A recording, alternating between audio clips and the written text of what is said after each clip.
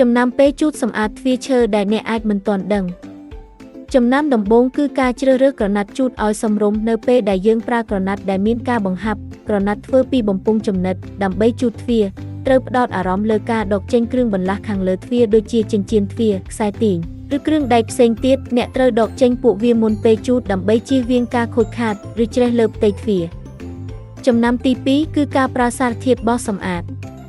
មិនមែនទាំងអស់នៃទ្វារឈើអាចប្រើសារធាតុបោសសម្អាតបានទេជាពិសេសសម្រាប់ទ្វារឈើក្រឡុកឬទ្វារដែលមិនមែនជាឈើធម្មជាតិតែបើចង់ប្រើសូមសាកល្បងលើផ្ទៃតូចមួយជាមុនសិនមុននឹងជូតស្អាតទាំងទ្វារ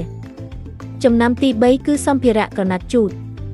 កុំប្រើក្រណាត់ដែលស្ងួតពេកឬសើមពេកប្រសិនបើស្ងួតពេកនឹងបង្កើតការប៉ះពាល់ខ្លាំងជាមួយអាចធ្វើឲ្យផ្ទៃទ្វារឈើកើតស្នាមរើសបើសើមពេកនឹងធ្វើឲ្យទ្វារជ្រាបទឹកអាចធ្វើឲ្យវាកែងច្រឡំឬបាត់បង់សភាពធម្មតាយើងគួរជ្រើសរើសក្រណាត់សើមសមរម្យនិងទន់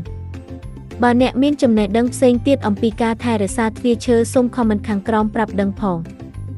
ហើយកុំភ្លេចមកចូលទៅកាន់ showroom របស់ Segundo ដើម្បីជ្រើសរើសទ្វារដែលសមនឹងផ្ទះអ្នកជាមួយគុណភាពល្អបំផុត